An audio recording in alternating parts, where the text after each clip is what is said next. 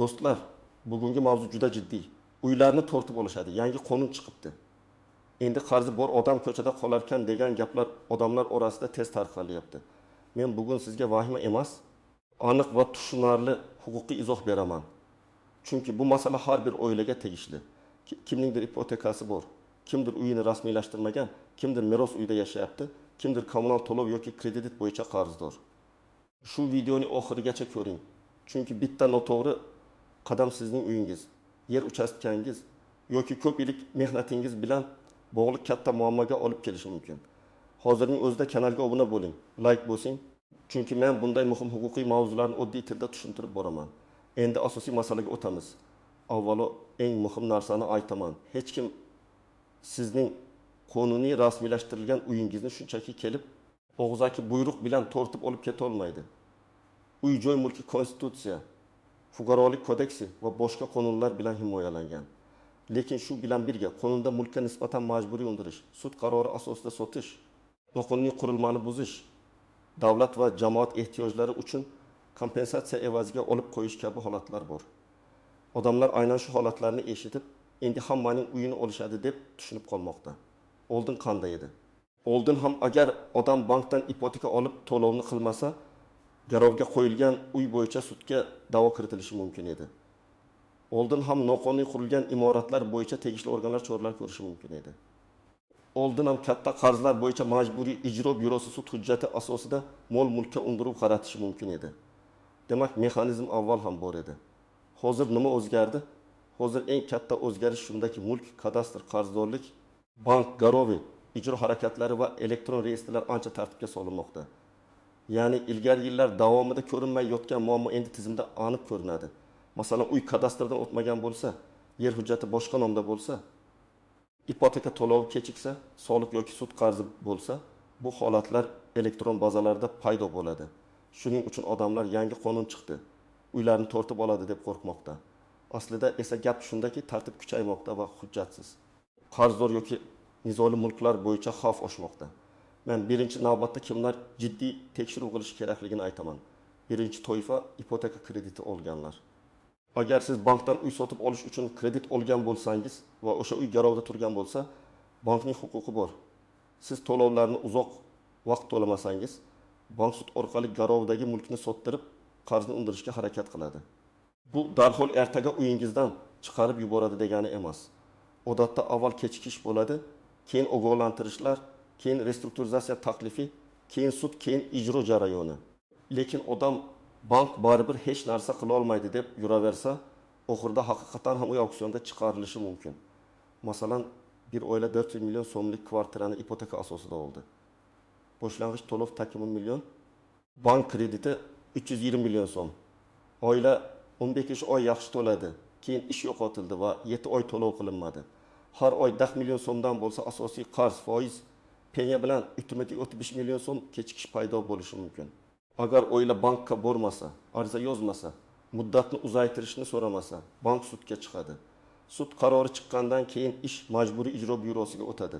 Mana shu joyda odamlar uyimni tortib olishmoqchi deb vahimaga tushadi. Lekin masala oldindan hal qilinishi mumkin edi. Bankka vaqtida borish, daromad pasayganini isbotlash, jadvalni qayta tuzish, qarzning bir qismini yopish. Ikkinchi toifa katta miqdorda qarzi borlar. Bu kredit qarzi, aliment qarzi, soliq qarzi, tadbirkorlikdan qolgan sud qarzi, boshqa shaxsga nisbatan sud qarori asosidagi qarz bo'lishi mumkin. Qonunda qarzdorning mol-mulkiga undiruv qaratish tartibi bor.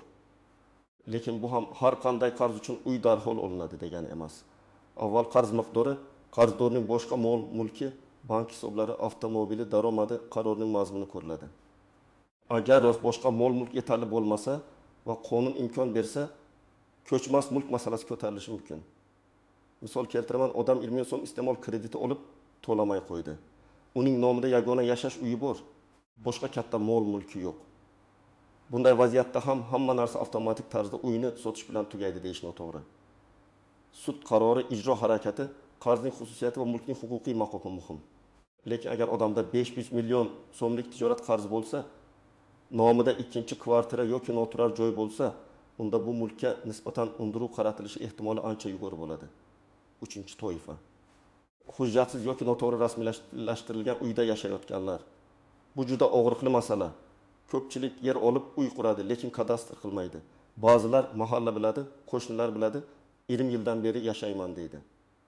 Lekin huquqiy jihatdan qarasak, yer ajratish qarori bo'lmasa, kadastr hujjati bo'lmasa, mulk huquqi davlat ro'yxatidan o'tmagan bo'lsa, sizning himoyangiz zaiflashadi. Hujjat yo'q joyda nizolar ko'payadi. Yer davlatniki bo'lib chiqishi mumkin. Boshqa biro nomida bo'lishi mumkin. Yo'l, kanal, elektr tarmog'i, gaz quvuri yoki boshqa muhofaza zonasiga tushib qolishi mumkin. Masalan, odam 15 yil oldin tanishidan 6 sotiq yer sotib olgan. Lekin notariusdan oldi sotdi qilmagan, faqat tilxat olgan. U yerga uy qurilgan, bolalar katta bo'lgan. Keyin kadastr qilmoqchi bo'lsa, yer aslida qishloq xo'jaligi yerdan noqonuniy ajratilgan yoki boshqa fuqaro nomida ekani chiqadi. Mana shu vaziyatda uyimni tortib olishadi degan xavf real bo'lishi mumkin. Chunki muammo qonunda emas, hujjatning boshidan noto'g'ri bo'lganida. 4-toifa meros uyda hujjatsiz yashayotganlar. Masalan, ota-onadan uy qolgan. Aka-ukalar kelishib bittasi yashayapti, lekin meros rasmiylashtirilmagan. Oradan 10 yil o'tib boshqa merosxo'rlar ulush talab qiladi yoki ulardan biri o'z ulushini sotmoqchi bo'ladi.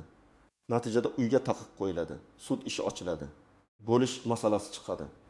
Bu ham davlat tortib olyapti emas, lekin hujjatsizlik sababli odam o'z uyida xotirjam yashay olmaydi. 5-toifa noqonuniy kengaytirish qilganlar. Ko'p qavatli uylarda balkon qo'shib olish, yerto'lani egallash, umumiy yo'lakni davor bilan yopish, hovlida qo'shni chegarasiga kirib ketish, ko'cha tomonga noqonuniy do'kon qurish kabi holatlar bor. Agar bu qurilmalar ruxsatsiz bo'lsa, xavfsizlikka zarar yetkazsa, qo'shnilar huquqini buzsa yoki shaharsozlik talablariga zid bo'lsa, ularni qonuniylashtirish qiyin bo'lishi mumkin. Ayrim holatda buzish talabi qo'yiladi. Endi kimlar vahima qilmasligi kerak? Agar uyingiz to'liq kadastrdan o'tgan bo'lsa, mulk huquqi sizning nomingizda davlat ro'yxatidan o'tgan bo'lsa, bank garovi bo'lmasa yoki kredit to'lovlarini vaqtida qilayotgan bo'lsangiz, katta sud qarzingiz bo'lmasa, uy noqonuniy hududda qurilmagan bo'lsa, sizda xavf darajasi past. Lekin baribir men umuman tekshirmang demayman. Har bir mulkdor kamida yiliga bir marta o'z kadastr ma'lumotlarini, taqiq bor yo'qligini, qarzdorlik holatini tekshirib turish kerak. Masalan, odam kvartirani notarius orqali sotib olgan. Kadastr bor, mulk huquqi ro'yxatdan o'tgan. Kommunal to'lovlar ham joyida. Bunday odam ertaga kelib uyimni olib qo'yishadi deb qo'rqmasligi kerak. Lekin agar u birovga kafillik bergan bo'lsa, sudda yutqazgan bo'lsa yoki uyini garovga qo'ygan bo'lsa, vaziyat o'zgaradi. Shuning uchun har bir holat alohida baholanadi. Eng katta tuzoqlardan biri uy mening nomimda emas, lekin meniki degan fikr. Huquqda mulk kimning nomida ro'yxatdan o'tgan bo'lsa, birinchi navbatda o'sha shaxs mulkdor hisoblanadi. Siz pul bergan bo'lishingiz, ta'mir qilgan bo'lishingiz, yashagan bo'lishingiz mumkin, lekin hujjatda boshqa odam tursa, kelajakda katta muammo chiqadi. Ayniqsa qarindoshlar o'rtasida akamning nomiga qildik, otamning nomida turaversin, xotinimning nomida farqiy sudlarda eng murakkab nizolarga aylanadi. Ikkinchi tuzoq, kafillik va garov. Ko'pchilik men faqat imzo qo'yib berdim, pulni men olmadim-ku deydi. Lekin kafillik shartnomasiga imzo qo'ysangiz, qarzdor to'lamasa, sizdan talab qilishlari mumkin. Garovga uy qo'ysangiz, qarz sizniki bo'lmasa ham, garovdagi mulk xavf ostida qoladi. Masalan, aka-ukasining biznes krediti uchun uyini garovga qo'ydi. Biznes yurishmadi, kredit qaytmadi. Bank kim aybdorligini emas, shartnomani ko'radi. Uy garovda turgan bo'lsa, sud orqali undiruvga chiqishi mumkin. Uchinchi nozik jihat yagona uy masalasi. Odamlar ko'pincha yagona uy bo'lsa, hech kim tegolmaydi deb o'ylaydi. Bu fikrni juda ehtiyotkorlik bilan tushunish kerak. Ayrim holatlarda qonun qarzdorning yagona yashash joyini himoya qilishi mumkin. Lekin garovga qo'yilgan uy ipoteka asosida olingan uy yoki sud qarorida alohida ko'rsatilgan majburiyatlar bo'lsa, vaziyat boshqacha bo'ladi. Ya'ni yagona uy degani har qanday holatda mutlaq himoya degani emas. Ayniqsa siz o'zingiz shu uyni garovga qo'ygan bo'lsangiz, keyin bu yagona uyim deb himoyalanish har doim ham ishlamasligi mumkin. 4-jihat. Davlat va jamoat ehtiyojlari. Ba'zan yo'l, metro, maktab, shifoxona, muhim infratuzilma qurilishi uchun yer uchastkalari olib qo'yilishi mumkin, lekin bu ham tartibsiz bo'lmasligi kerak. Qonun bo'yicha mulkdorga oldindan xabar berilishi, bog'lash o'tkazilishi, kompensatsiya yoki boshqa teng qiymatli mulk masalasi hal qilinishi kerak. Eng muhimi, mulkdor rozi bo'lmasa, nizoni sud ko'rib chiqishi mumkin. Shuning uchun bunday vaziyatda hujjatlarni imzolashdan oldin baholash qiymatini, taklif qilinayotgan kompensatsiyani va yangi joy sharoitini sinchiklab tekshirish kerak. Masalan, hovli yo'l kengaytirish hududiga tushdi. Uy egasiga 600 million so'm kompensatsiya taklif qilishdi, lekin bozorda shu hududdagi o'xshash hovli 900 million so'm turadi. Bunday holatda egasi mustaqil baholovchi xulosasini olishi, yozma e'tiroz berishi, kelishuv shartlarini muhokama qilishi va zarur bo'lsa sudga murojaat qilishi kerak. Davlat aytdimi, demak imzo qo'yish kerak degan fikr noto'g'ri. 5-jihat kommunal qarzlar. Odatda elektr, gaz, suv, issiqlik qarzi uchun darhol uy tortib olinadi deyish vahima bo'ladi. Lekin katta miqdordagi qarzlar yig'ilib, sud qarori chiqsa, ijro harakatlari boshlanishi mumkin. Bundan tashqari, qarz sababli xizmatlar cheklanishi, penya qo'shilishi, bank kartalariga taqiq qo'yilishi ehtimoli bor. Shuning uchun kommunal qarz kichkina narsa deb qarash ham xato. 6-jihat noqonuniy qurilishlarni qonuniylashtirish. Ba'zi odamlar hamma qurib olgan, men ham quraman. Keyin amnistiya bo'lsa rasmiylashtiraman deydi. Bu juda xavfli yondashuv. Har doim amnistiya bo'ladi degan kafolat yo'q. Bundan tashqari ayrim hududlarda qurilmani umuman qonuniylashtirib bo'lmaydi. Qizil chiziq muhofaza zonasi, xavfli hudud, qo'shni huquqini buzish, ko'p qavatli uyning konstruksiyasiga zarar yetkazish kabi holatlarda ruxsat olish qiyin. Endi eng muhim qism, siz nima qilishingiz kerak? Men sizga aniq qadamlarni aytaman. Birinchi qadam, uyingizning hujjatlarini tekshiring. Sizda kadastr pasporti bormi? Mulk huquqi davlat ro'yxatini o'tganmi? Yer uchastkasi kimning nomida? Uy maydoni hujjatdagi maydon bilan bir xilmi? Qo'shimcha qurilishlar ko'rsatilganmi? Agar hujjat eski bo'lsa, kadastr organi yoki davlat xizmatlari markazi orqali ma'lumot oling. Elektron davlat xizmatlari portalida ham ayrim ma'lumotlarni tekshirish mumkin. Ikkinchi qadam, taqiq va garov bor yo'qligini aniqlang. Ba'zan odam uyini sotmoqchi bo'lganda biladi. Mulkka taqiq qo'yilgan, bank garovi bor. Sud ta'minoti chorasida turibdi yoki ijro hujjati bo'yicha cheklov bor. Buni oldindan bilish kerak. Notariusga borib ma'lumot so'rashingiz, kadastrdan ko'chirma olishingiz, bankdan garov holatini tekshirishingiz mumkin. Uchinchi qadam, qarzdorliklarni tartibga soling. Agar kredit bo'yicha kechikish bo'lsa, bankdan qochmang. Bankka yozma ariza bering, daromad pasaygani. Kasallik, ishsizlik yoki boshqa sababni ko'rsating. To'lov jadvalini qayta ko'rib chiqishni, muddatni uzaytirishni, penya va jarimalarni kamaytirishni so'rashingiz mumkin. Og'zaki gap yetarli emas. Albatta arizadan nusxa oling. Qabul qilingan sanasi qo'yilsin yoki elektron tarzda yuboring. 4-qadam, sud hujjatlarini e'tiborsiz qoldirmang. Agar sizga suddan chaqiruv kelsa, bormasam o'tib ketadi demang. Sudga bormasangiz ham ish ko'rilishi mumkin. Keyin qaror chiqadi, siz esa kechikib qolasiz. Sudda ishtirok eting. E'tirozlaringizni yozma bering. To'lov qilgan bo'lsangiz kvitansiyalarni ko'rsating. Da'vo summasini tekshiring. Ko'p hollarda bank yoki da'vogar hisob kitobida penya. Foiz, jarima noto'g'ri qo'shilgan bo'lishi mumkin. 5-qadam, merosni rasmiylashtiring. Ota-onadan uy qolgan bo'lsa, yillar davomida keyin qilamiz deb yurmang. Notariusga boring, meros ishini oching. Merosxo'rlar ro'yxatini aniqlang. Ulushlarni rasmiylashtiring. Agar kimdir voz kechsa, bu ham hujjat bilan bo'lsin.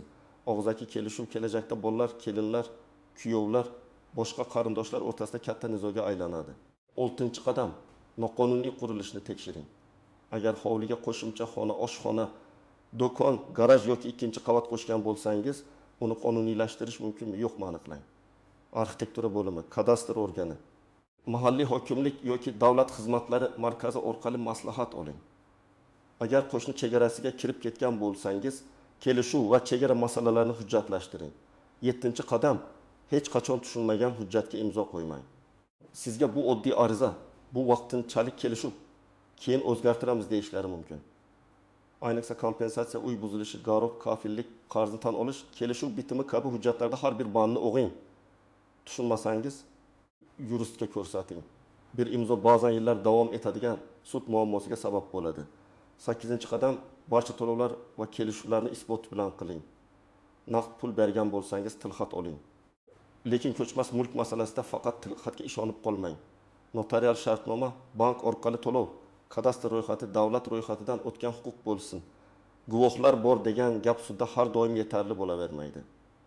9-qadam, agar ijrochi kelgan bo'lsa, huquqlaringizni biling. Majburiy ijro harakatlari sud qarori yoki ijro hujjati asosida bo'lishi kerak.